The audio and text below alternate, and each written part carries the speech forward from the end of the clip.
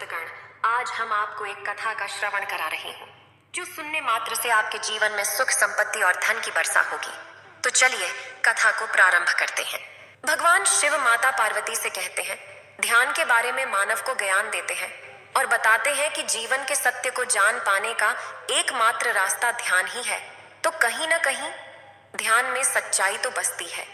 फिर भगवान कहते हैं उसे पहचान नहीं पाते या ध्यान की गहराइयों में जा नहीं पाते, लेकिन उसका कारण मानव स्वयं होते हैं।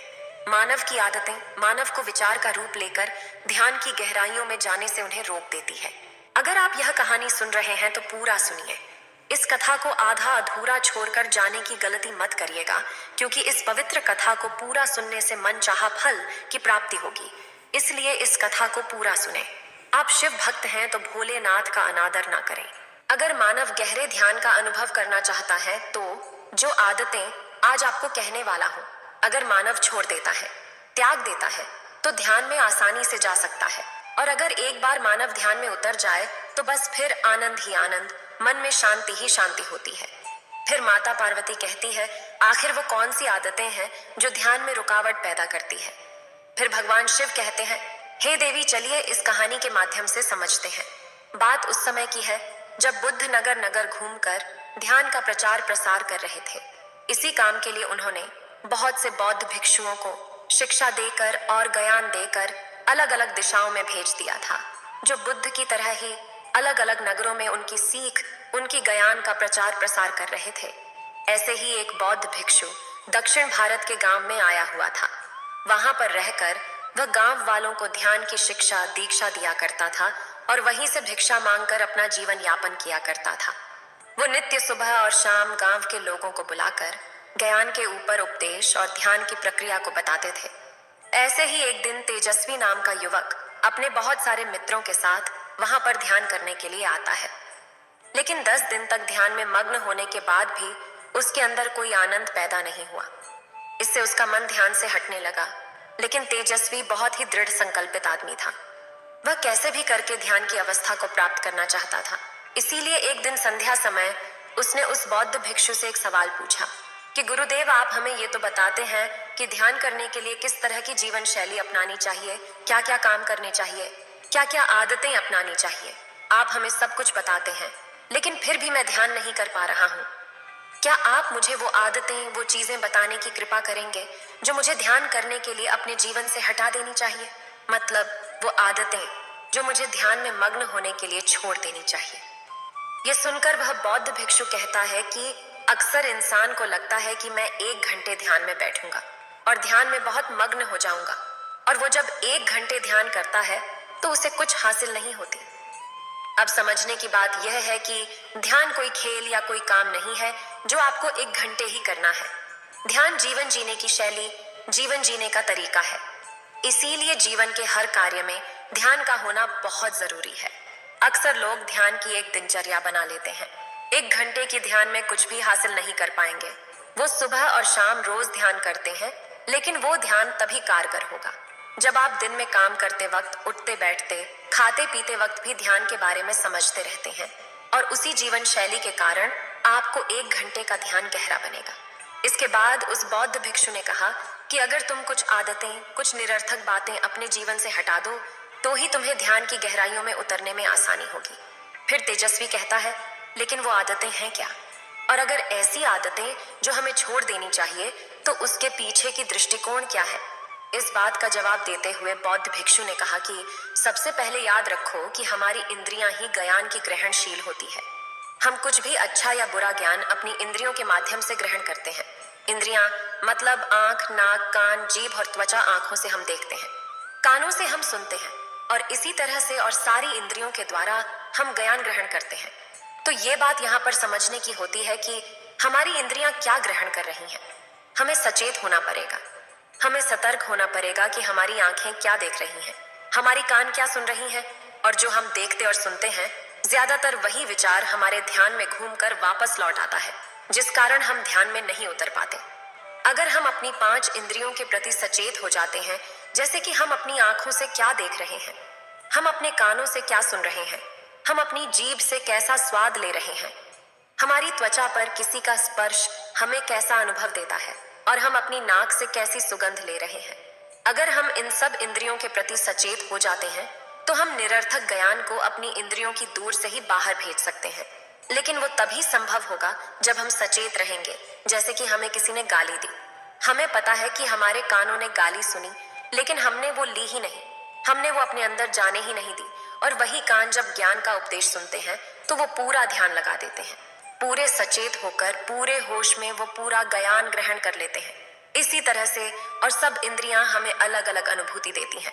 जैसे कि किसी पराई स्त्री का स्पर्श और एक माता का स्पर्श, दोनों के स्पर्श में बहुत अंतर होगा, लेकिन अगर हम सचेत होंगे तो दोनों के स्पर्श को हम अलग अलग तरीके से अनुभव कर पाएंगे और ये देख पाएंगे कि किस स्पर्श के कारण हमारा मन अशांत होता है। और दूसरी आदत, एक नव युवक नया नया ध्यान करने लगता है, उसकी प्रक्रिया में बाधा बनती है। वो है साधना। हर इंसान और हर आदमी सब कुछ बहुत जल्दी पाना चाहता है और ये ध्यान के संबंध में भी सच हो जाता है। जब आदमी ध्यान करता है तो सोचता तो वो है कि मैं 1 घंटे तक ध्यान करूंगा, लेकिन वो 5 मिनट के अंदर ही ज्ञान की गहराइयों में जाना चाहता है। लेकिन ऐसा नहीं होता है। ध्यान तो ठहराव है, ध्यान तो रुक जाना है, ध्यान तो ठहर जाना है, थम जाना है। जरा सोचिए, क्या जल्दबाजी करके हम ठहर सकते हैं? क्या दोनों चीजें एक साथ हो सकती हैं? जल्दबाजी और थम जाना नहीं हो सकता, कभी नहीं हो सकता।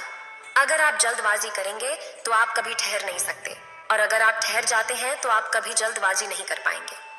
इसलिए ध्यान में साधना के भाव को, ध्यान से कुछ हासिल करने के विचार को, उस सोच को त्याग दो, उसको छोड़ दो, क्योंकि वही विचार, वही अनुभूति तुम्हें ध्यान की गहराइयों में ले जाने से रोक देगी।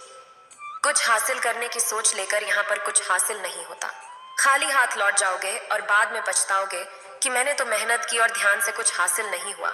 लेकिन ऐसा था नहीं, क्योंकि तुम कुछ पाने के मकसद से गए थे, इसीलिए तुम्हें कुछ नहीं मिला। और जिस दिन तुम कुछ पाने के मकसद से नहीं बल्कि कुछ देने के मकसद से ध्यान करोगे तो तुम ध्यान की गहराइयों को छू पाओगे। तो तुम्हें अनुभूति होगी कि ध्यान क्या है और ध्यान का आनंद क्या है। इसीलिए संयम रखें, सब्र रखें। सब्र के फल हमेशा मीठे होते हैं। ये हमने सुना तो है, लेकिन कभी अमल नहीं किया। लेकिन अगर जीवन के आनंद को अनुभव करना है तो संयम और सब्र ये आपको अपनाना होगा और जल्दबाजी की आदत छोड़नी होगी। कोई भी काम करें, कुछ भी करें, आराम से, शांत भाव से। कुछ जल्दबाजी करने की जरूरत नहीं है, क्योंकि आपकी जल्दबाजी करने से या संयम रखने से उस काम पर कोई फर्क नहीं पड़ेगा। वो काम तो फिर भी पूरा होगा। हो सकता है उसमें वक्त थोड़ा ज्यादा लग जाए, लेकिन वो वक्त ही आपके लिए ध्यान का रूप बन जाएगा। इसीलिए संयम रखें, सब्र रखें और सब्र से ही हर काम करें। तीसरी आदत जो आदमी को ध्यान की गहराइयों में उतरने के लिए छोड़ देनी चाहिए, वो है ज्यादा लोगों से दोस्ती। जी हाँ, आपको सुनने में ये अजीब लगता होगा। आपको तो लगता होगा कि ज्यादा से ज्यादा दोस्ती करने से हमारा वर्चस्व फैलेगा, लोग हमें जानेंगे। लेकिन ध्यान के संबंध में ये आदत आपके रास्ते में बाधा बन सकता है। ज्यादा लोगों से दोस्ती कैसी बाधा बन जाती है? जब आप ज्यादा लोगों से दोस्ती रखते हैं, इसका मतलब ये है कि आप अपनी एकांत का आनंद नहीं उठा पा रहे हैं। आपको खुश रहने के लिए, जोश में रहने के लिए और लोगों की सहायता चाहिए होती है, और इसीलिए आपने बहुत सी लोगों से दोस्ती बना रखी है। लेकिन वो दोस्ती या वो दोस्त आपको अपनी एकांत तक नहीं पहुंचा सकती, आपको अपनी आनंद तक नहीं पहुंचा सकती, क्योंकि वो दोस्ती आज नहीं तो कल खत्म हो जाएगी। उसके बाद आपको अकेले ही रहना पड़ेगा।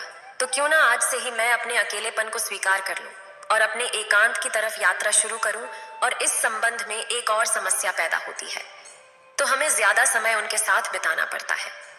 उनको खुश करने के लिए तरह तरह का अभिनय करना पड़ता है। और यही बात लागू होती है। जो आदमी बहुत ज्यादा प्रेम संबंध रखता है, ऐसे आदमी के चित्त से भी शांति गायब हो जाती है, क्योंकि उसका दिमाग और उसका मन उसी तरह भटकता रहता है, उसी की ओर आकर्षित रहता है।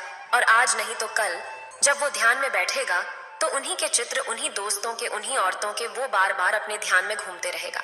इसीलिए कम लोगों से दोस्ती रखो। ऐसे लोगों से दोस्ती रखो जो ध्यान की तरफ अपनी यात्रा तय करती हो, ताकि आप उनके साथ बैठे तो आपकी चर्चाएं व्यर्थ ना हो, किसी की चुगली ना हो, किसी के बारे में बुरा ना कहें, सिर्फ ध्यान के बारे में ही चर्चा करें, ताकि वो दोस्त एक सक्षम बन जाए और उसमें हम ज्ञान की गहराइयों को छू पाए, सत्य को समझ पाएं, और जिससे हम ध्यान के बारे में भी समझ सके। किसी दूसरे से उम्मीद या आकांक्षा आपको हमेशा दुख देगी। हो सकता है 1-2 बार के लिए आपको सुख मिले, आपको कोई फायदा मिले, लेकिन बाद में वो चीज आपको दुख ही देगी, क्योंकि जब आदमी आपकी उम्मीदों पर खरा नहीं उतरता है तो आपके दिल पर आघात पहुंचता है। इसीलिए उम्मीद रखनी है तो खुद से रखो। अपने परिवार वालों से भी कोई उम्मीद मत रखो। अपनी बेटी से, अपने पिता से कोई उम्मीद मत रखो। बिना उम्मीद के उनसे प्रेम करो, बिना आकांक्षा के उनके साथ रहो। उसके बाद भी उनसे कभी उम्मीद नहीं करो। खुद से आकांक्षा करो कि मैं ये कर सकता हूँ। अगर आप खुद से उम्मीद करेंगे तो ही आप अपनी आनंद की तरफ यात्रा कर सकते हैं। अच्छा चलिए, मैं आपसे एक सवाल पूछता हूँ। क्या दूसरों को खुश करने से आपको खुशी मिलती है? शायद आप इसके जवाब में हाँ बोलेंगे। ऊपर से देखने पर तो ऐसा ही लगता है कि हाँ, वही हम किसी को खुश करते हैं। हमारी वजह से कोई खुश होता है तो हमें भी आनंद मिलता है। लेकिन अगर हम इसका दूसरा पहलू देखेंगे, जब आप किसी को खुश करते हैं तो आप दूसरों के अधीन हो जाते हैं। कहने का अर्थ यह है कि किसी आदमी को खुश करने के लिए आपको ये जानना होगा कि आदमी को खुशी किस चीज से मिलती है। और जब आप ये जान लेते हैं तो आप वही करने की कोशिश करते हैं जो चीज उस आदमी को खुशी देती है। लेकिन बहुत बार ऐसा होता है कि जो चीज उस आदमी को खुशी दे रही है उसको करने से मुझे खुशी नहीं मिलती, लेकिन उसे खुश करने के लिए मुझे ये काम करना पड़ता है। इसीलिए अपने जीवन के आदर्शों को दांव पर रखना पड़ता है और कई बार उन आदर्शों का उल्लंघन भी हो जाता है। किसी को खुश करिए, खुश करना अच्छी बात होती है, लेकिन अपने आदर्शों और अपने मूल्यों को दांव पर रखकर नहीं। जैसे कि किसी मित्र ने हमें कोई भोज का निमंत्रण भेजा है, हम वहां पर जाते हैं, लेकिन साथ में वो हमें मदिरा और धूम्रपान भी करने के लिए कहता है, लेकिन हम करना नहीं चाहते। लेकिन उसको खुश करने के लिए हम वो काम भी कर लेते हैं, जिसके बाद हमारा मन अशांत होता है, शांति खो जाती है। अगर आपका मन मदिरा पान करने का नहीं कर रहा है तो कोई मतलब नहीं बनता कि आप दूसरे को खुश करने के लिए वही काम करें जिससे वह खुश होगा। मदिरा पान करूंगा, इससे उसको खुशी मिलेगी, इस बात का क्या संबंध है? इसीलिए अज्ञानता के अंधेरे से बाहर आए और समझे, देखे और विवेक का इस्तेमाल करें, बुद्धि का इस्तेमाल करें। आपको सब कुछ खुद ही स्पष्ट नजर आने लगेगा। मेरा काम आपको शिक्षा देना नहीं है, कोई प्रवचन देना नहीं है, बल्कि आपका विवेक जगाना है। और जिस दिन आपका विवेक जाग जाएगा, आपको किसी को सुनने की जरूरत नहीं पड़ेगी।